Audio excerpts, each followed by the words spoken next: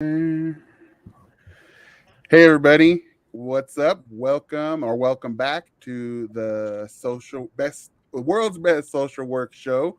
I'm a little flustered because we've had some technical difficulties. So if you're seeing this live, you found us back here again. But if you were watching the recorded version of this, just know that pretend like all that other past 5 minutes just didn't happen right now, and we're gonna start as we go right now. And so as you can see, this week we are starting with three other social work professionals and myself, and we have hopefully two others on the way that you saw last week. And we have a couple of good topics that we're going to go with tonight. So, or this morning or this afternoon, wherever you may be. But before we do that, I want to, since we do have a new person joining us, and in case you didn't see it last week, I wanted to let us all introduce ourselves. So I'll go ahead and start. My name is Ernesto. You might have seen me on TikTok or Facebook or other places as Social Work Mentor. And I am on the West Coast of the United States. And this is a show that we've put together to try to bring some awesome, very different, diverse professionals in for discussion on social work related topics, therapeutic topics, or just stuff from pop culture from kind of like a social work lens. So that's what we're going to do in this show. And with that being said, I will pass it on, I guess, as I see you on my screen here, Sabrina. You can go next while I try to do some other thing over here. So don't mind my looking over here. No Sabrina, go worries, Ernesto. I got it. Hi, ahead. everybody. I'm Sabrina. You can find me on TikTok or Instagram at Sabrina in Social Work. I focus on macro social works, which is social services administration, and also public policy. So thanks for joining. All right. And next up, as I see you, is Destry. Hey everybody, my name's Destry. You can find me on TikTok at Destrio. I am in the child protection field, so I do a lot of direct client work and investigations. And then aside from that, I also am trained in trauma-focused cognitive behavioral therapy and then work with youth who have been abused or neglected and have trauma symptoms from that. All right. Awesome. And now, lastly, for now, until we get our other people joining us, we have Brittany. Can you hear me? Can hear you now. There's people froze, and then I was like, "Oh snap!" Okay, what's up? My name is Brittany Williams. You can find me on all of my socials has B Williams LCSW. I'm a licensed clinical social worker. I am a social worker and psychotherapist that owns my own group practice. So we provide individual, couples, family, groups, primarily specializing in working with individuals with complex trauma, generational trauma, etc. Add to it. I'm also an adjunct professor, and I teach intro to social work courses at a local community college, and I'm out here in the West Coast, San Diego. All right, cool. Well, thank you, everyone. And we may have some other introductions as we go along on this show. Hopefully, our friends will pop up for us here. But if not, we're going to go ahead and continue. So, one of the topics that we were actually going to cover tonight, we hopefully will still cover it, but the person that was going to kind of take that on is not here yet. So, we will go ahead and start with the item number 2 for my fellow co-host here. We'll go with that one. And so the topic that we're going to talk about here, roughly titled, is social workers as parents. I don't know. I'm not sure. I'm comfortable sharing that I am a parent of two teenage, well, actually one adult and one almost adult daughters now. So I've gone through 18 years or so of being a parent as a social worker. And I'm not sure if others on here, well, I know if they're parents or not, but I'm not sure if they want to share. They can in the course of their talking. But what we're going to kind of discuss is there was a topic that one of our co-hosts had brought up. They had posted on TikTok a video about sleepovers and kind of some of the risks that that may exist when children or youth, minors go on sleepovers with friends or even family. And there was a lot of kind of feedback from community members and other professionals just about that topic. And so one of the things that you know that may be a part of the question that we'll tackle tonight is, are we as social workers, or can we be hypersensitive to some of the things out there that possibly could occur just because of what we witness and the work that we do? We see so much. Or are we very actually realistic and pragmatic about those risks and appropriately protective of our own children? So I won't share my experience yet as a parent regarding this topic, because I want to open it up now for someone else. So do any of you want to go ahead and get us started on this, parent or not? I can definitely go because I am very familiar with the video that you're speaking of, and I hopped on it right away to comment when I saw it on TikTok. So I like to think that it's a healthy balance between like being a parent, being protective, knowing the risk factors, um, but also like the work can get you jaded in some ways. But again, I don't necessarily think that's always a bad thing when you're looking at the reality and the risk associated with it. So I do have two little kids. My son is kind of at that age where sleepovers are starting to become a thing. And I say, no, it's not going to happen. If he wants to have friends over, he can, I'd be okay if they want to have sleepovers at my house. Again, I think that's maybe more like that selfish parent view of mine, not necessarily social work. So obviously, if another parent would be comfortable with that, then that would be up to them. But I just have seen so much in doing a lot of problematic sexualized behavior, child protection cases between young kids. So not even just like the adults in that home, but seeing things that have happened between youth who are exploratory and that can lead to really unhealthy behaviors. And it's not in the setting, obviously, that I would want my child to learn about their sexuality.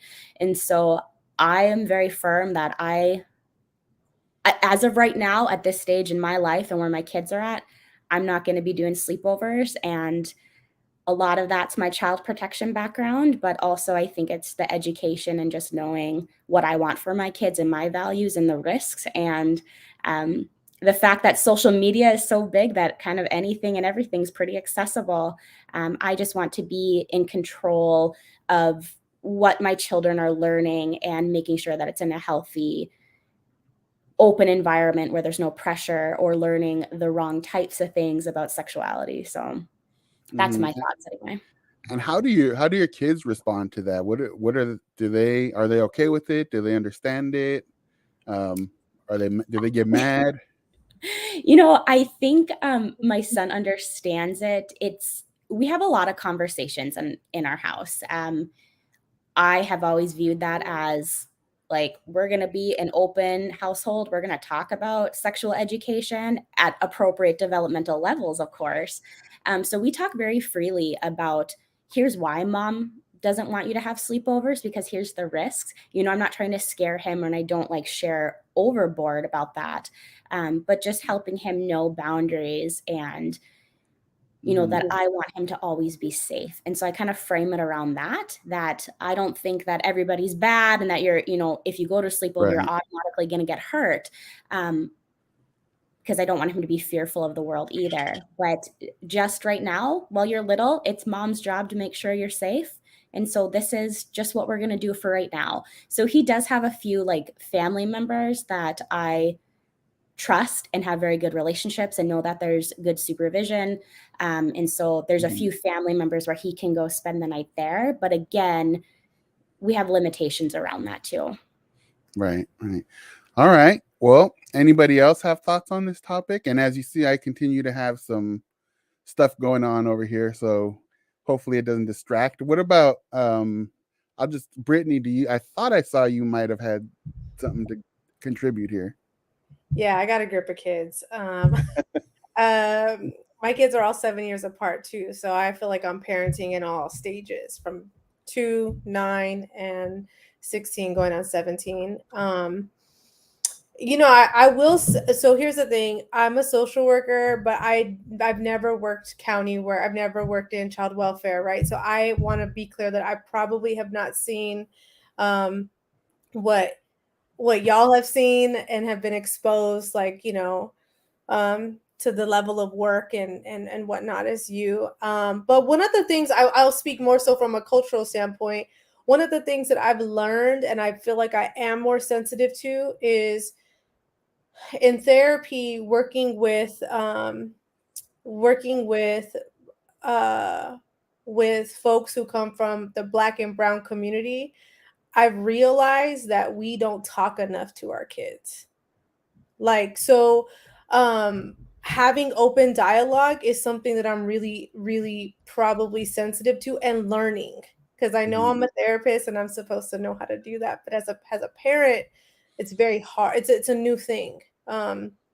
And so I've, I'm learning to have open, vulnerable conversations without judgment, right? Without protection, being protective of my kids, and just, talking about, what they're exploring in whatever season they are, in school and with friend groups, normalize the, social norms, etc. So, you know, one of the things that being a therapist in my practice has taught me is when there has been a violation of someone's boundaries in any way, especially culturally, we just don't talk about it.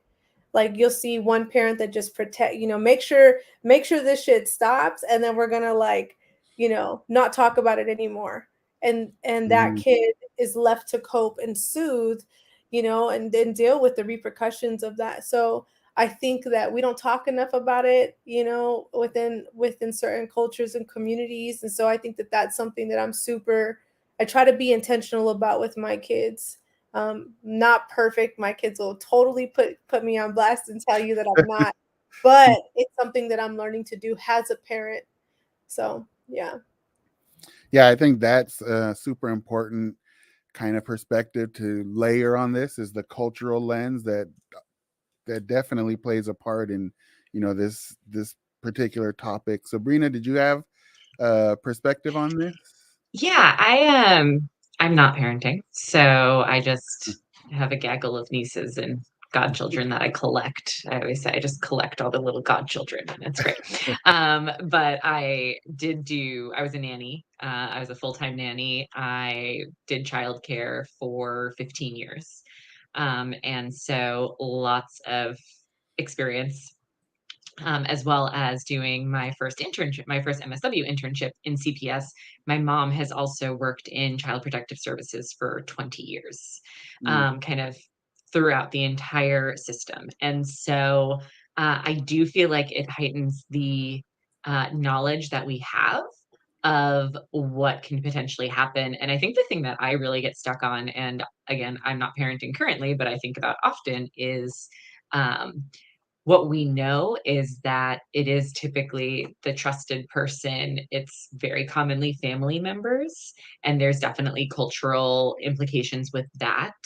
Um, and so I'm always, even hesitant to say, well, you can't go to the friends because I don't know them. Because I'm like, quite frankly, everyone's potential predator. And like, it's a Yeah. terrible, like, I know that that's a terrible lens, but it's also the reality. Like, statistically speaking, if we're going to look at numbers, that's what it's going to happen. And that's a great point about children exploring and having those experiences at really young ages. And it's something that we don't even have kind of the research. We don't really look at what the traumatic impact of that is on children. And so I think that that's a place that could probably use more attention. But I love how you talked about, like, let's talk about it. Let's have those conversations, because then they have the words for it. They can name experiences much more easily than if you never have the conversation, you don't talk about it. They don't have names and labels. They don't know what that feeling is. They don't. having the ability to then communicate those things is so, so important. So I just absolutely love that. And, I think that's probably like the kind of the only thing you could do to like work towards having your children be as safe as you can make them. Yeah, yeah, those are also great points. I think, well, for me, I'll speak obviously as the I'm a father here, so I think I'm the only father on this panel. Don't want to make any assumptions, but I believe that to be true. And I am the father of two daughters, as I mentioned. So it really, now that one is 18 going on 19 in a few weeks, and the other one 16 going on 17. So like I said, it's their whole lives. It's been kind of as a male social worker, I've seen things, and I know things. And I think it's being a social worker as a parent to me has kind of been a blessing and a curse, because it's been a blessing in some ways, because in my career I've had the opportunity to be a certified parenting class facilitator, and do run domestic violence groups and support groups and all the stuff that a lot of us typically do. And so in that work, you not only do you teach those concepts, you actually can learn and internalize them, which I hopefully did to the best of my ability. So those ideas and concepts and frameworks for parenting, I was able to use them as a parent of my daughters, and it was easier in that way to approach some of these topics. And so that's kind of the blessing. But the curse is, again, knowing and being exposed to what is possible out there, what could happen. And so I think for me as a father, similar to what some people have already said, we have always had a very open, conversational kind of relationship. And, I always try to tell my daughters the realities of things at their appropriate level. And I remember having to have those very early on, those difficult kinds of teaching moments about, what's okay, what's not okay.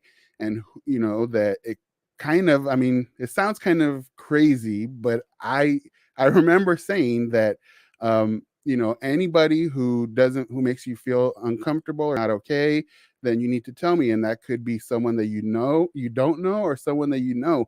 And the part that sounds kind of crazy is, I think I remember even adding in even myself, like, because I couldn't guarantee, we never know what mental health issues or what things could happen. I get chills just thinking about that possibility right now.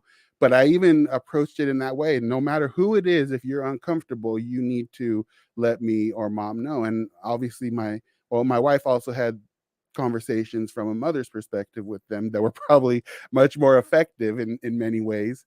But just that, having to have those conversations, again, you're empowered many times as a social worker because you maybe have the skills to approach it in a effective way. But at the same time, because of what it's kind of difficult. And like I said, for me as a dad, i I even had to kind of put myself in the place of a potential person that if it ever came to it, they would need to also tell someone that I was making them feel uncomfortable, because it wasn't about me, it was about their experience and what made them comfortable or not. So, I mean, that was 18 years ago now, and I don't remember all the details of it, but I do remember the uncomfortability of, like, that that kind of area between, how do I tell them about these risks and still make them feel safe and okay just in the world. So I'm gonna take a deep breath after that one. That was a little. Anything else to add before I think I we was have? just gonna. There's this one article from, I think it was like 2013, on the Good Men Project website. Hey Heather, and it was called "Teaching Consent 1 to 21," and it's a fantastic article if anybody just is interested in that. There's a couple of things now where you're like, okay, well, we've moved a little bit past that because it's almost 10 years old. But I even just kind of went back to it this week when someone was talking about teaching consent. And just looking at it and having a conversation. I remember I was in group with a bunch of mothers who were between 18 and 30, and we went through this teaching consent. It's just like, here's what you do for little kids, here's what you do for this age group. And one of the moms I was working with, like, had a very vulnerable moment and was like, I think this is the reason that I experienced sexual abuse as a child from family members, was because she was taught kind of all of the opposite things of consent, right? You're a child, your feelings don't matter. You're not going to be listened to. You have to go sit on this person's lap. You have to go on a drive with this person. This person's going to give you a bath, and just kind of all of those experiences. And her children really had terrible physical boundaries.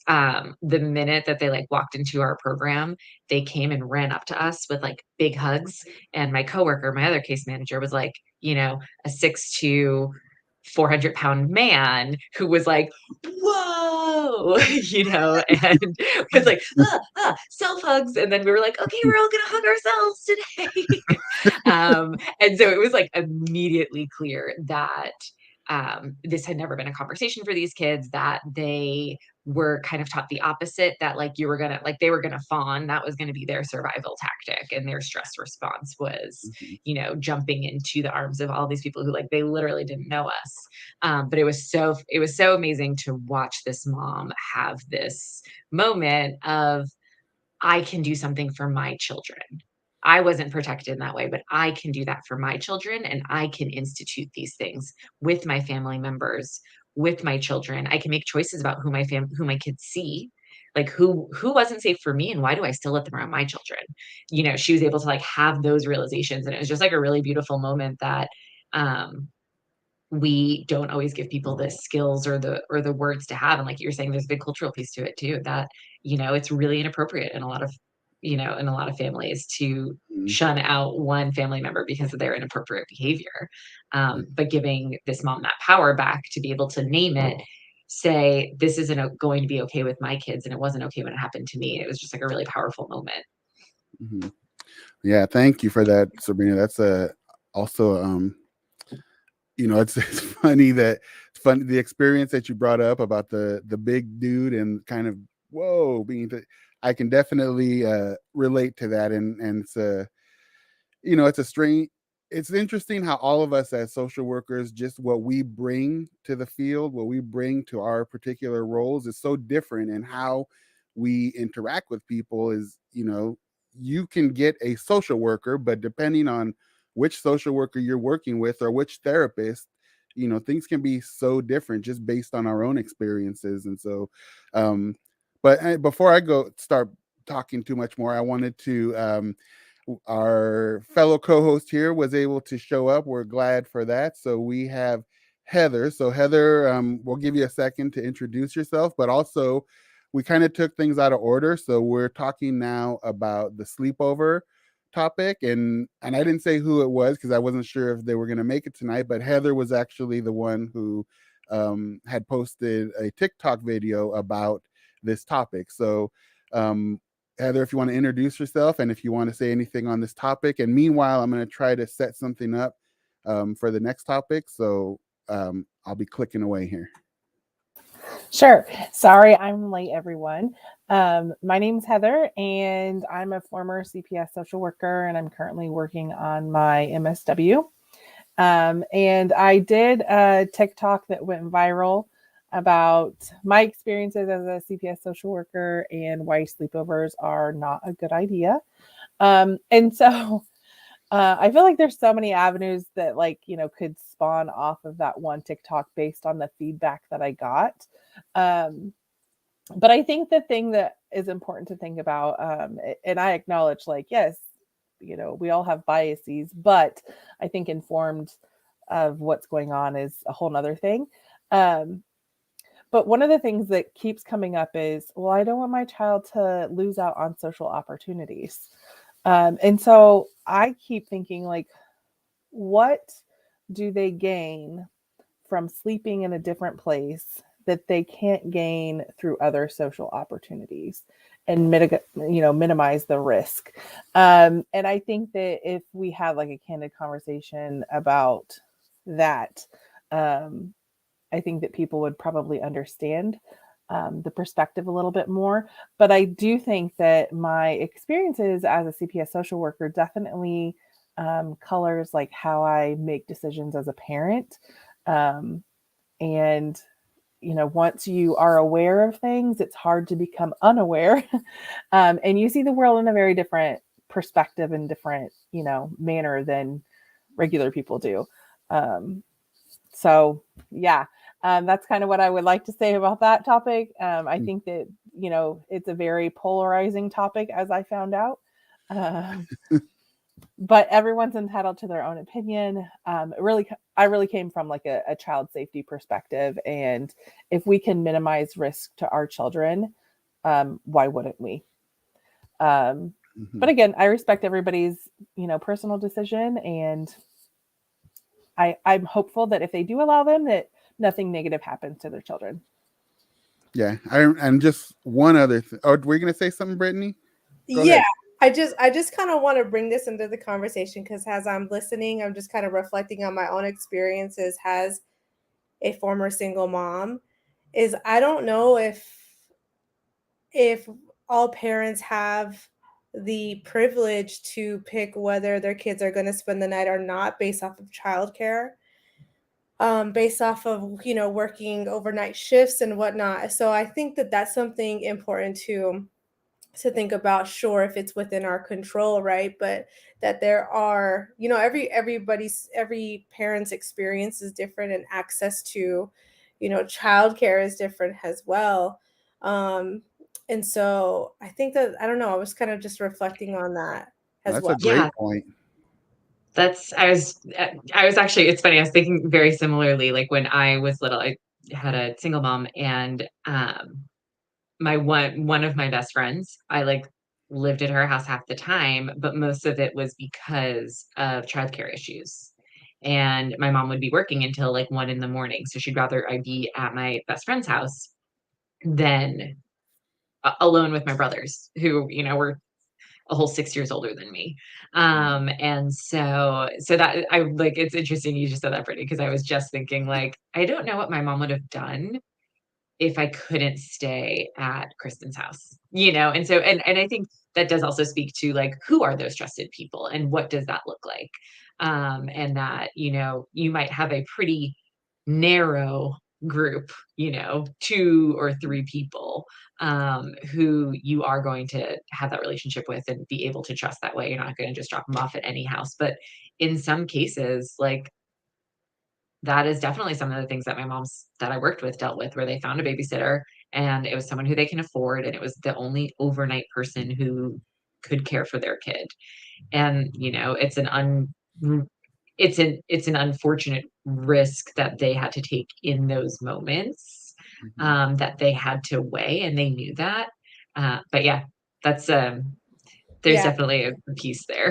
And I will say, as a social worker that's been in that type of situation where I've had to have babysitters come in, I am hypersensitive because I'm calling every 30 minutes. I'm like, why aren't you answering the phone? Like, You don't have cameras in every corner? I actually did have cameras when when my son was born, because I had so schools start at 9 o'clock out here. Well, your girl goes into work at 7:38, right?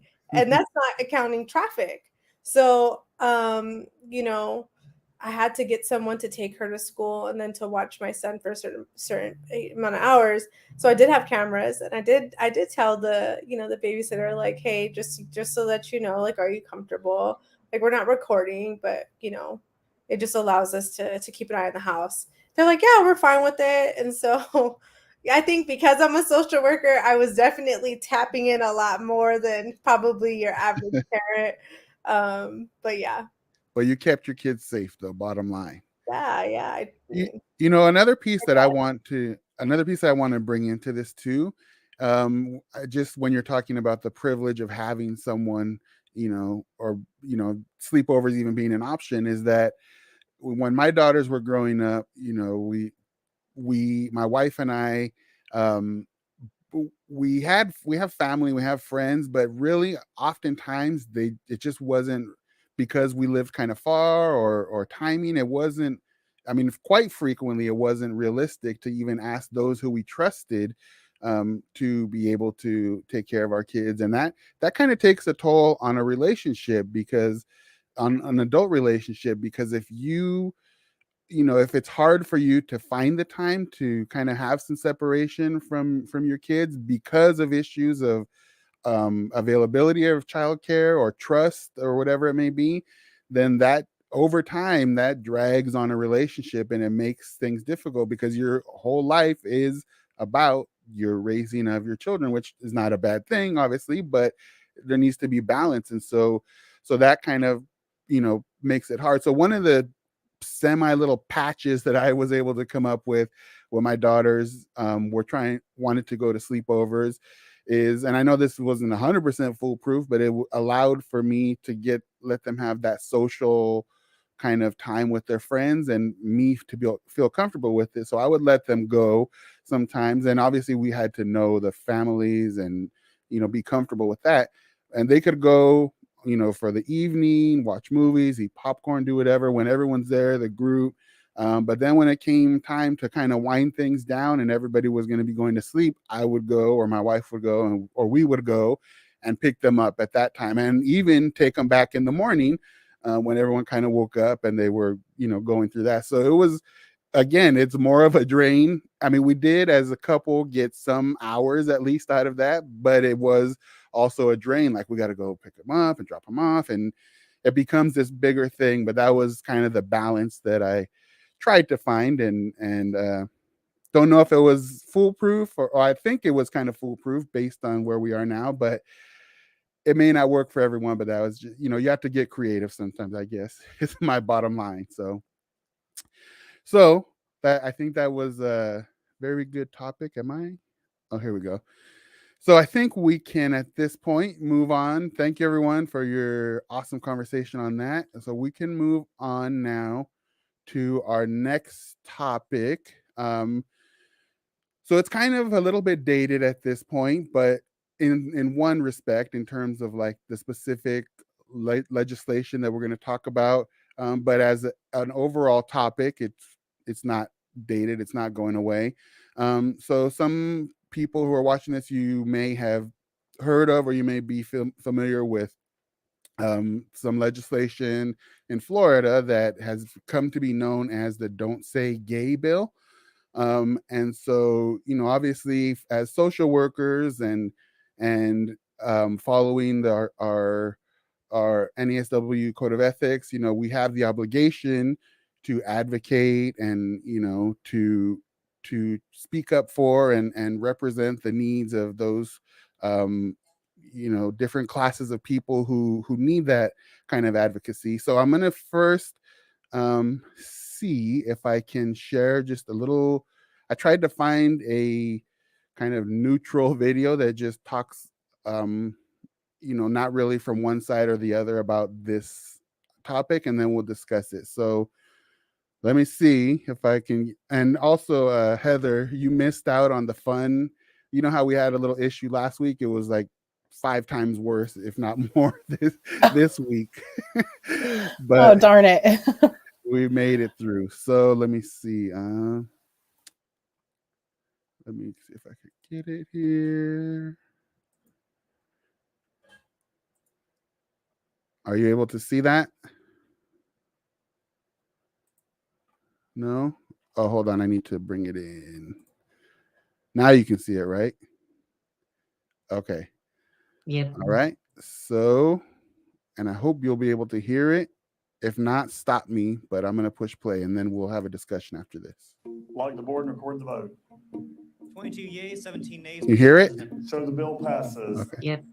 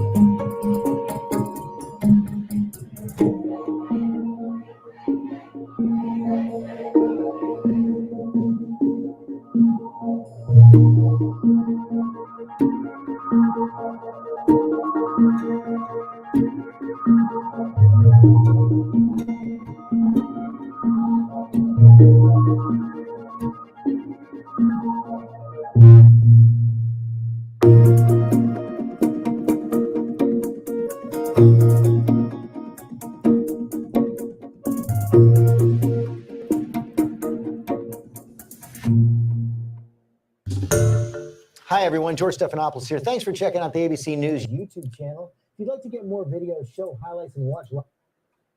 All right. Are we back? Are we back? Everyone can hear and see? Okay, good. All right. So that is hopefully kind of sets us up for the topic and for the discussion. And so I don't know, I guess maybe Heather, if you feel comfortable, you want to take this one over and Sure. we'll go with this topic. Yeah, so prior to watching the video, Ernesto kind of touched on the National Association of Social Workers Code of Ethics. And prior to that video, I had read an article that did a study amongst social workers in Tennessee to see what their level of understanding regarding the LGBT community and their attitudes and beliefs towards that, population of folks. And it was pretty, I don't even know, pretty alarming, I guess, what they found. And ultimately, it comes down to the Council on Social Work Education is responsible to prepare all of these social workers to be culturally competent or working towards cultural competence, working with the LGBTQ population. And so basically what this article found, and I'm curious to see what you all think about this, but they found that social workers that believe sexual orientation is biologically determined have more favorable attitudes towards sexual minorities and are significantly more supportive of the gay rights initiatives. And that sexual orientation comes to be largely viewed as a result of genetics, and there may be greater support for gay and lesbian civil rights and a reduction in stigma associated with those sexual minorities. However, they found like a vast majority of these social workers that had been in the field from anywhere from like 2 years to 30 years felt ill prepared to work with the population, and they had a lot of negative attitudes towards this population. So I think it's important as social workers to talk about these bills and how we can, support and advocate for these individuals, because there are many states, not just Florida. Tennessee has a Don't Say Gay bill. I think maybe Oklahoma has one. There's several states. Alabama. Yeah, so there's several states right now. And recently Texas just had the governor, try to enforce mandated reporters to report for child abuse parents that were supporting their children and transitioning. So there's a lot of these laws that are, or legislation that's being trying to be passed into law. So I guess as social workers, where do we start? Like, how do we work on becoming more proactive with our advocacy, and how do we improve our education for social workers to be prepared and working towards that cultural competency? I think so much of it really starts at just that reflection. Like, what do I know about this population? Where's my comfort level in working with this population, or maybe addressing topics regarding that population with people who don't understand or aren't in support?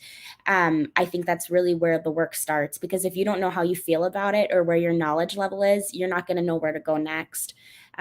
There's lots of resources out there. Like, I have just done quite a few trainings regarding this population and how to implement TFCBT with, a twist on how to adapt it. So you are meeting the needs of youth who are really coming to terms with their gender identity and who they are, and how does that impact their trauma, and how do they, view it through that lens.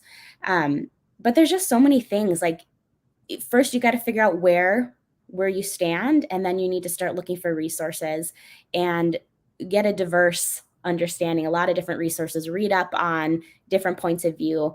I think it's helpful as well.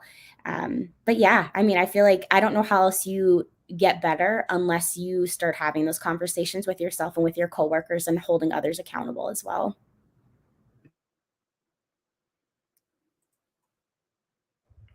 I feel like a lot of this comes out of cost, though. And here's what I mean by that. A lot of social workers don't go into the field and just work with other social workers, right? Our directors could be PsyDs, LMFTs, and we all don't have the same, code of ethics. So I've worked in settings with like some pretty racist clients, and who have been, making comments to me, and then to, my team members. And it's like, or even systemically, right? Like working in schools and seeing stuff happen there that's out of pocket and oppressive. It's like, how do you advocate when you're in a system, you're working in a system that you need to pay your bills, and if you push the line, that's what I mean, that it could come at a cost. So I feel like if we got to move together. But how do we move together when social workers are alone? I think one big part of this that, like, I always like to remind folks is that, and this kind of goes back to another thing I saw last week about, the time it takes to do advocacy, is that we don't always have to just advocate during our 9 to 5. It's really great when our 9 to 5 allows us time to advocate. And that's like a really privileged position to be in. And I recognize that. But I think that there are things that we can do on our own as social workers to advance further legislation, or even just kind of like local councils and counties. But I agree that, like, we can't do it alone in our organizations and institutions. And so how do we as social workers then prioritize it for our institution when they're really uncomfortable with it? And that has been, yeah, go for it. Yeah, that's been the thing, right? Yeah. So in teaching, even though I teach at a community college, I don't even teach at a grad school level. One of the things that I integrate into my curriculum is how to advocate to someone above you, right? How to put it in writing, speak to your code of ethics to cover yourself. Because we've seen it go wrong plenty of times. And so I think that's one of the things that I try to do, is like learning from, like seeing stuff like this is wild, but then how do we make moves, especially when we're within organizations that can be oppressive. So that's one of the things that I do, is like, we do like mock scenarios, like how do you advocate, how do you practice assertiveness, because a lot of, specifically for for me, has being a Chicana, I was kind of raised to be submissive to authority, and so I had to find my voice, right? So there's a cultural piece to that. So really practicing and I think teaching social workers how to speak up, how to advocate within their positions, and then outside is, I think, super key. I think I'll bring maybe a little different slant on this discussion. And it kind of ties into what you were saying, Sabrina, about advocating and doing the work outside of our 9 to 5. And so for the past 4 years or so, I've had the privilege of serving as an elected official at a local school board here where I live. And so it's really interesting in that role how, you kind of certainly, definitely 1,000% I try to bring, and I think people doing this kind of work should bring their social work lens to the job, to the work, because I think that so many skills that we have, so much of what we do is an integral part at the policy level, whether it's local school boards or all the way up to national. I think we bring a unique perspective that is missing and I think vitally needed. And for me, one of those perspectives as a school board member is kind of like looking holistically or looking at the big picture, trying to take in all of the information and then kind of piece together the story and address it, maybe piece by piece or as the situation dictates. And so I had a super busy week. I didn't have time to go super deep into the law and the legislation that we're talking about.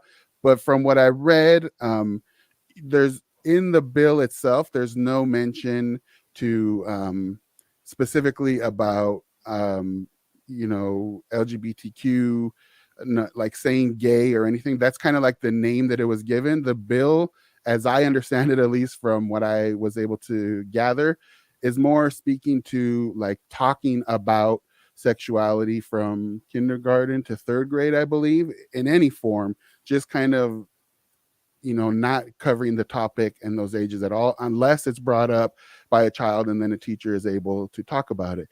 So as a social worker / policymaker at a local level, I know that I do have parents who, want me to advocate and do that side of the work. But I also have parents who are more on the conservative end of things, and not necessarily like super conservative, but just, I guess I would say traditional. Like they're not comfortable for their children at a young age to just hear that topic at all.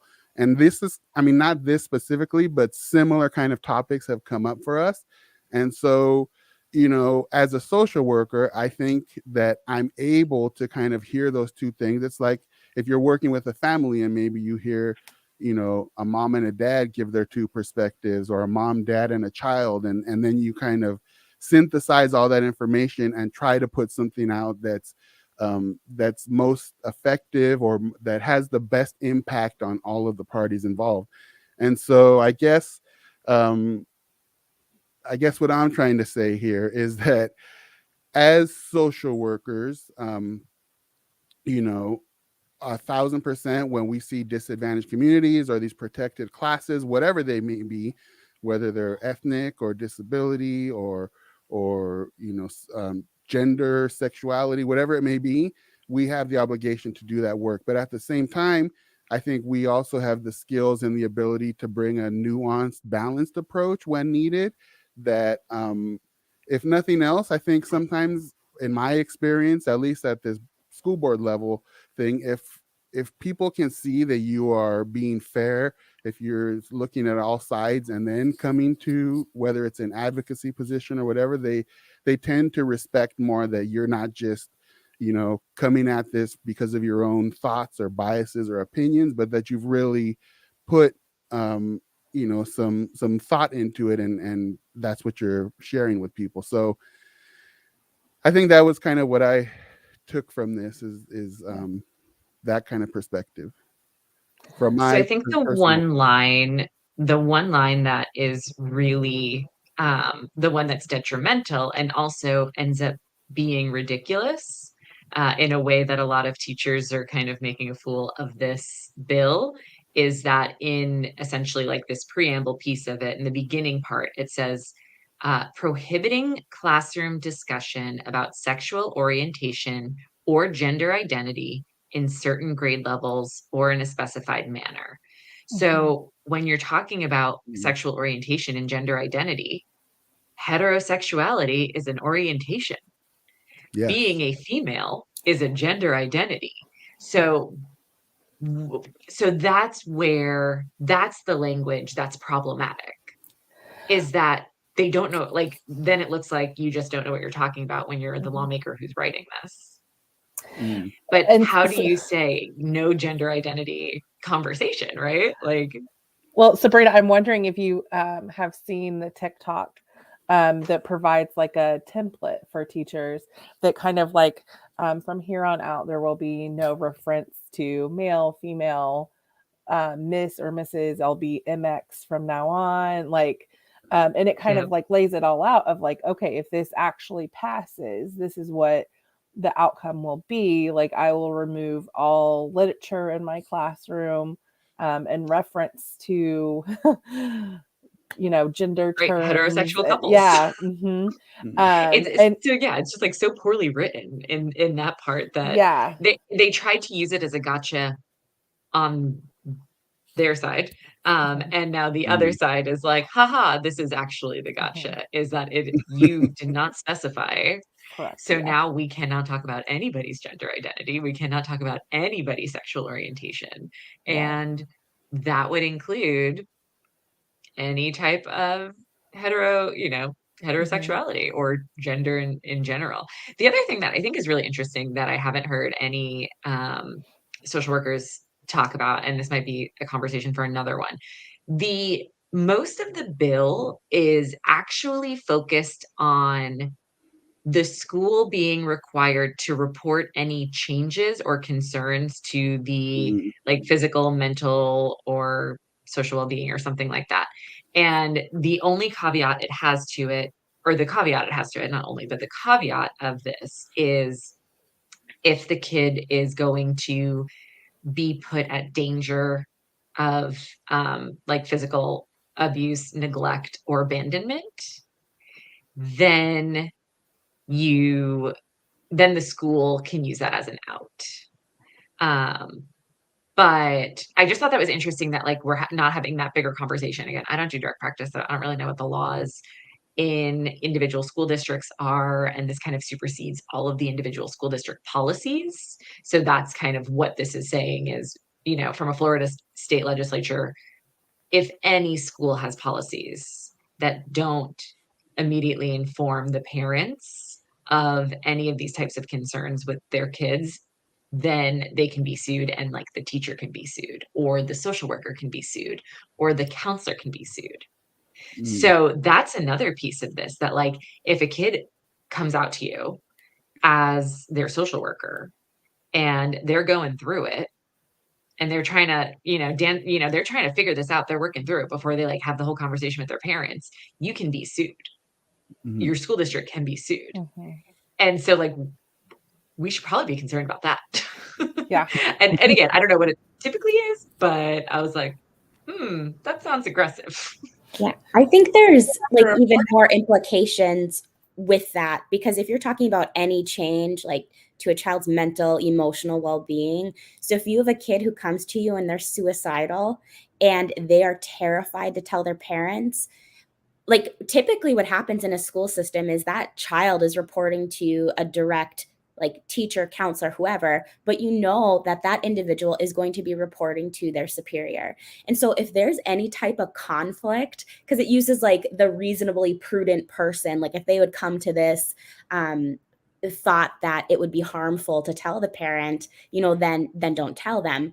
But I've seen so many times where a teacher really believes that this kid's at risk, but their administrator doesn't agree. And so they're telling that parent, and then you have a child who's put at risk. I just think there's a lot of potential consequences outside of just the LGBTQ population, like suicide, mental health, like any type of concern about a child in their home. I worry about what that will cause. And I think it also puts like child welfare workers at risk too, because if the school isn't telling the parent and then the parent sues, it's going to be quite easy to bring that child protection worker into that lawsuit as well. As far as like, oh, they came to the school and interviewed without my permission, and this is how it all started. So I think there's just a really big liability issue, and I worry about how this will play out for kids. And it also specifies that by June 30th or something, that all counseling frameworks have to be re-examined by the Department of Education. That's literally what it says. So like there's the the obvious part that is very concerning and the protected class piece, but also there is this other big piece for mental health professionals who are typically in schools, that's a big issue. And also, like, if and again, just looking at kiddos, there's just new research published just like in the past like week or two that in the past year, LGBTQ identifying youth have almost a 50% suicide attempt rate. Like, that's insane. And the thing we're concerned about is not talking about it. Like, we should probably be talking about all these kids who are suicidal and how do we actually serve them. Well, and Yeah, I then think oh, sorry, go.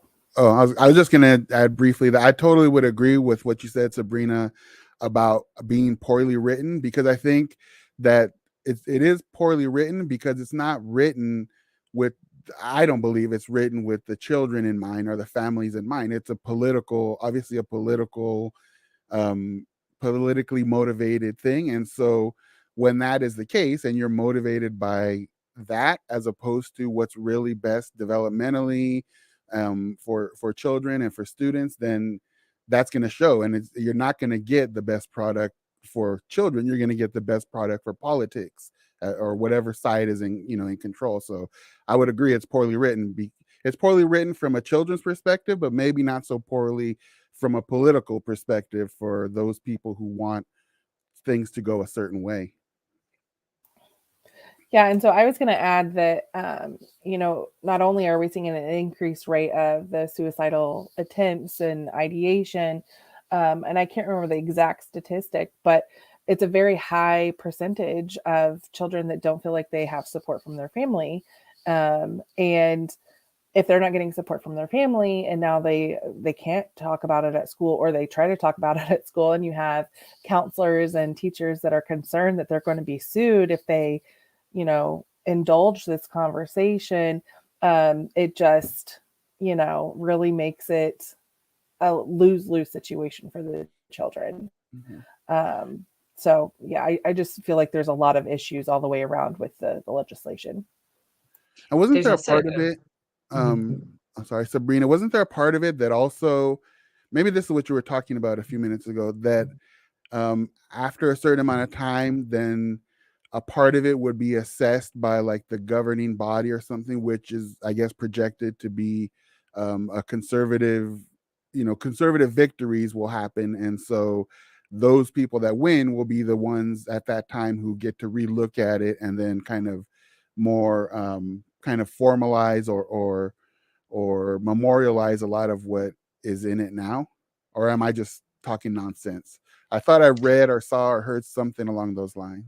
Yeah, there's bodies that are going to have to approve this that have no idea what they're talking about, and like you said, are not actually trained in this. This is always like why I'm such an advocate of social workers not being in traditional social work roles, is so that we can be in the rooms where people are making choices about other human beings, that like actually understand human beings and how they work.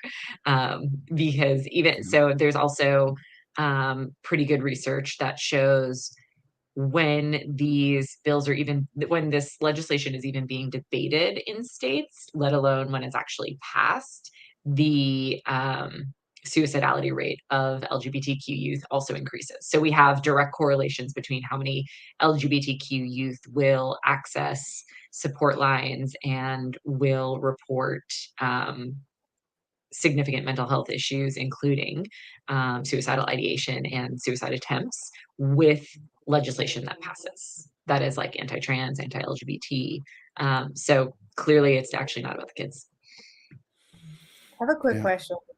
I've always wondered this, but since we're on the social work show, are we the only field that has the advocacy portion in our code of ethics compared to other mental health professionals?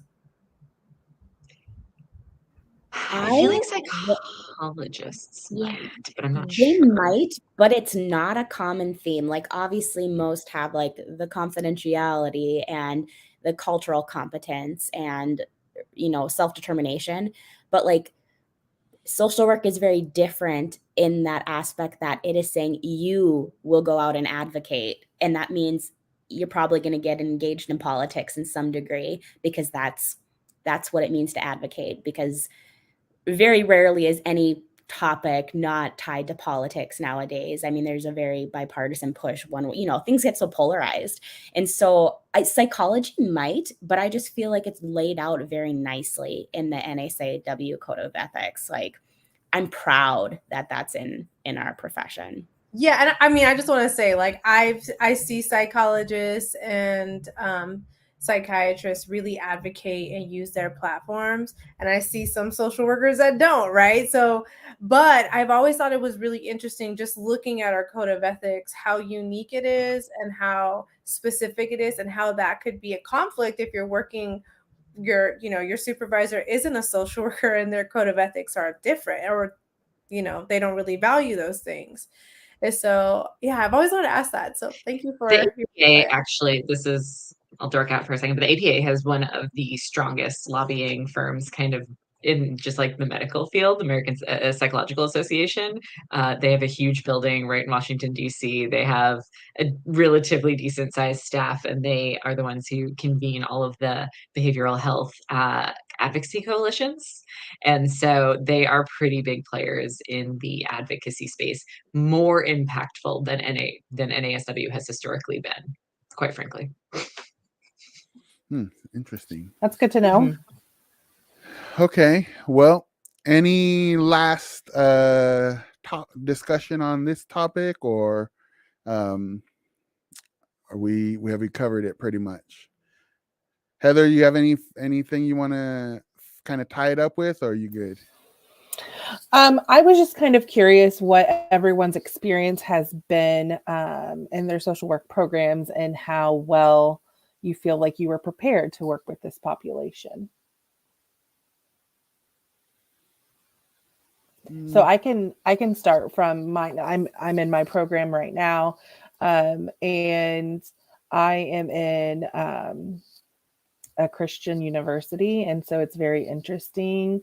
Some of the assignments and the critiques, I feel like they are not very aligned with all of the standards of the Code of Ethics and principles. And so it's kind of interesting, because I've had some experiences just advocating on some of our assignments of, like, this question and like this test question doesn't make sense. Like, the options don't make sense. If you truly understood this population, then this test question wouldn't exist, or it'd be written differently. So I've had kind of an interesting experience going to a Christian university, and kind of their spin on serving this population. So I'm just curious what everybody else's experience has been. It's been a while since I've been in school now at this point. I'm too old to remember.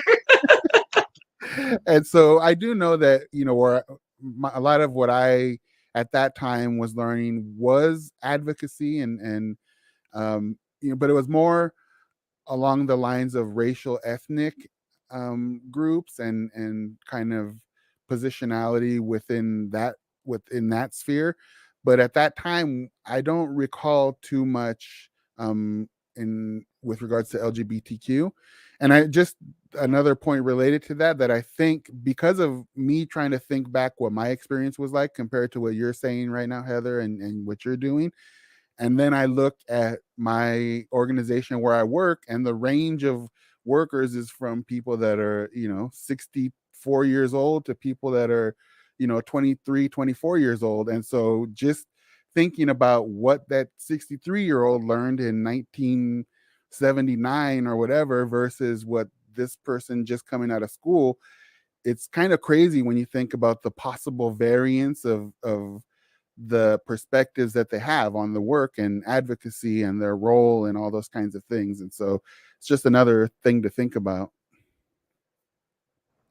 I went to UH Manoa, which is in Hawaii on an island. And I would say, looking back on it, I don't think my grad school focused on like clinical work, but they put a huge emphasis on like indigenous practices and Native Hawaiian culture and land, and learning all about that. So in regards to, I can't remember taking like a specific course but it was very much not so much clinical, but focused on the cultural aspect of it, which I think benefited me as I learned the clinical work, because I was able to rule out what was appropriate for certain people and what wasn't. But I don't actually remember taking like a full class, or like I don't remember it being completely integrated into the program, has its own place. But yeah. We had a lot of I do remember having a lot of conversations about when your placement, or when your personal, if someone's personal ethics did not match with the NASW, then it was probably time to see yourself out. Like, we got to that point of like, this is what you are bound to. This is what you're agreeing to. If you cannot, because of your personal belief system, whatever that looks like, then this is not the profession for you. So we had that conversation. And I had a case law class. I don't know if anyone else took case law in their MSW program. And we did a couple in our family case law section. There were probably at least 2 Supreme Court cases that we were looking at for LGBTQ folks when it came to family law. Yeah. I wish mine had a case law class. That sounds interesting. Yeah, I don't think mine. It was my favorite. I absolutely loved it. It was a great class, but it was great because it taught you where all of these like policy, like a lot of these family, like if you're in child family services, like how all of those precedents got set, so that you understood why you had to do your job the way you had to do your job. So it's actually super, super helpful. Yeah. Okay, well, I think we have a few minutes, and at least one of our co-hosts may need to leave in the middle of this, but that's okay. I think we'll briefly go over our last topic, because we've had such great conversations about these other 2. We might have a little limited time on this, but if you've been anywhere on social media or watching the news or anything in the past few weeks, you may have seen a little thing that was an altercation of sorts at an award show. Specifically, there was something that went with Will Smith and Chris Rock, that little incident that happened. And so obviously that was big news everywhere from a number of different places and for different reasons. And it's been a very big topic, just nationally, probably globally, I would imagine, in some respects. But I kind of just wanted to throw out there, not the incident per se, because that's a personal thing between those 2 individuals or those families, and there's other aspects to it. But what I wanted to talk about is my view on things was that Will Smith, or when a person is in a stressful situation, whether you're in this situation, he was going to go win an award, and he heard some comments that he didn't like, and whatever, he may be going through other things in his life. And so the question being, not specific to him, but when we are in stressful situations or high pressure situations, how is it that social workers either deal with that on our own? Maybe you've never gone to court for a child welfare case, and your first time in court, and how do you deal with that pressure? Or if we're talking with individuals and families and all the pressures that they're under, from sheltering in place and job losses and stuff, just the overall topic of dealing with stress or anger or impulses. Any thoughts on that? Again, not necessarily as it directly relates to the incident that occurred, but more just the general topic about some of those areas. And yeah, so I can weigh in on this. I think, coming from the CPS background, you talked about, testifying in court, and that is very stress inducing, no matter how long or how often you've had to testify. It's always a stressful situation. But I think the most important thing to remember as a social worker is, the image of a duck, right? You're calm and peaceful on the surface, and then you're paddling like heck under the water that no one can see. And so I think that as long as you remain focused and like, presenting the calm, even though you've got everything else, on the inside. I think that also applies to working with very upset or elevated clients. I mean, I saw that all of the time. And I see it now in my internship where, because I work with a lot of kids that have been through traumatic events. And so their regulatory system is off. And so being the calm in that moment, I think you really have to find, your way and how to become that calm and serene, even if you are feeling differently on the inside. So I think that's probably the most important skill for social workers. I think that's an interesting point that you bring up, Heather, about just the kind of the for children or people who have gone through traumatic incidents in life, and especially at an early age, their brains get wired, as a result or in response to these traumatic events, and so then having to deal with things in life, their brain is wired to deal with it a certain way, as opposed to, something that may be more beneficial to them in the long run or more healthy. And I think the perspective that I was just going to say is that I've been in the field for 25 years, give or take now.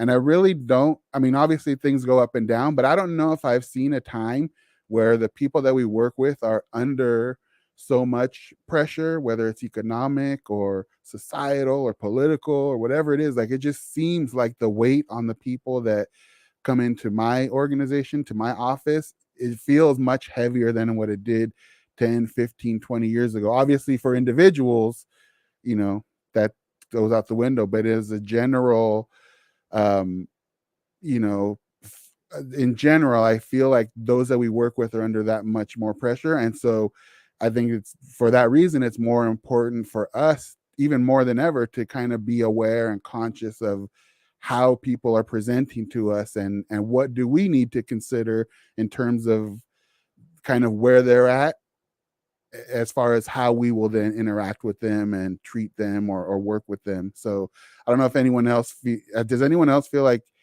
people are just under so much more pressure now, or is that my little world only? No, I would agree with that. I think in the child protection realm, I mean, with the pandemic, I mean, we saw families whose financial systems, support systems completely fractured. And so we just saw an influx of domestic violence and egregious injuries because everybody's stress level was through the roof and they didn't know how to cope with it. And so I think, like what Heather said, like modeling that calmness in your approach with people, I mean, that's a skill that you're teaching just through modeling, but really just going back to those core, like therapeutic coping and relaxation skills, like we have to be able to practice those ourselves, but also to pass along that education, because not all knowledge is shared, even though it seems so simple, like, okay, take a deep breath, practice, progressive muscle relaxation. Not everybody knows to do that. And when your mind's in crisis and you're escalated and maybe you're just really pissed off, it's not easy to get back to that moment. So I think just modeling that behavior for your clients and having those gentle reminders and teaching those skills. But no, I think the world has been extremely crazy and everybody's under a lot of pressure. So that resonated with me anyway. I don't know. I can't speak for everybody else, but Well, I'm glad I'm not alone. At least there's one other person that's feeling it. I feel like okay, so when I think about the incident that happened, I just finished reading Will Smith's book like 2 months ago, and one of the things that he talks about throughout the book is this core belief that he's a coward. And so taking aside, like just looking at it from a therapeutic perspective, I think that trauma is not just what happens to us. It is the story, it is the narrative that we tell ourselves about what happened to us. And so with that said, I think from both, when we're under stress and we are triggered and our body's responding, it's connected to a story, it's connected to a narrative that's connected to a past trauma or something that happened to us. And so I think for me, it's not just going over those coping skills and modeling them. I think that those are really key, but it's also teaching them how to feel their feelings and feeling those feelings with them, right? So we're social workers, but we're also human. And so I think that when we show emotion in sessions or in that space, it's powerful because it kind of makes them feel like they're not alone. Mhm. But I do think Yeah. like what happened can go so much deeper than for both of them, you know. And Charlemagne the God on the Breakfast Club in New York talked about this, you know, that core belief that I'm a coward, right? I'm seeing my mom, you know, I'm seeing domestic violence in my home. I can't stand up for my mom. I'm a coward. And then, you know, then so what happens is throughout your life, if that narrative is triggered 1% by something else, your body's responding. And what we look at in certain treatment models, like, you know, TFCBT or EMDR, is we look at that narrative and we look at what's connected to it and where, you know, what emotions are brought up and where do you feel those emotions in your body, because your body stores it.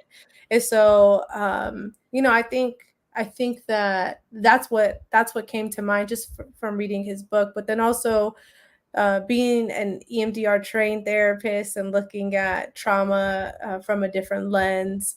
That's kind of what stood out to me.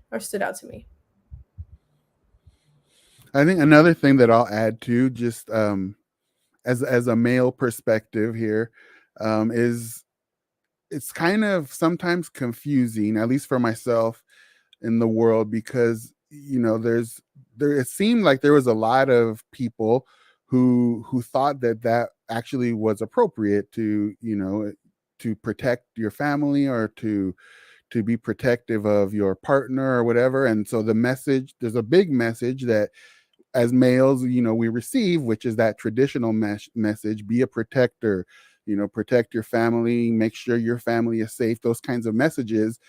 But on the flip side of that, we also get the kind of like the toxic masculinity message too, like don't do those things, don't respond like that, don't react like that. And so I mean, obviously whatever gender has their own challenges going throughout their day and through the world, but you know, this for me was one instance when I'm like, okay, well, what is the expectation on me then?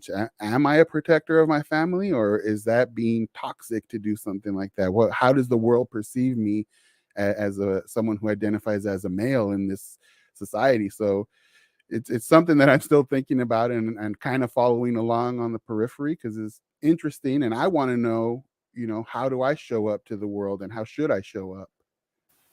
Well, and I think that's such a valid perspective. And I think that no matter what a person chooses, you know, on how they want to face something, there's always going to be somebody in society that disagrees with it. And so I think as long as it feels right for you and feels true for you as a person, then you have to go with that. Because, you know, unfortunately, in our society today, people just like to disagree. And So so true. no matter what you do, you're going to be wrong to somebody. So you got to Yeah. be right to yourself, you know, and I think that's the most important thing. I actually think if no one has anything else to add, I think that's a perfect way to for us to end this week. You know, no matter what people say or do, our jobs are hard enough as social workers, therapists, counselors. You're never going to please everyone. And as long as you're true to yourself, you follow the code of ethics, and you know, you do work that helps people, that impacts people in a positive way, then that's all you can do. And you know, go to sleep at night comfortable in the fact that you've gone out and done that. So, any other closing words from anyone before we call it a night for week I 2? mean, I just want to say, Heather, that was a bar. We need to put that on a Exactly. shirt somewhere. But I think that was dope. Yep. Thank you. I don't know where it came from. I was just speaking from my heart. All right. Well, that's it for this week, folks. Thank you for watching. We continue to develop and grow our little show here and help people hopefully hear different perspectives from different areas of the field on a number of different topics. Who knows what we'll come up with in 2 weeks? I think we are the second and fourth Friday of every month, 5:30 Pacific time. So join us next time, and we'll have another engaging discussion. And if you're watching on YouTube or Facebook, you can put questions and comments in the comment section and we'll be able to see them live. So that's for next time. Thanks everyone for watching. Thank you to my co-host tonight for an awesome discussion, and we'll see you next time.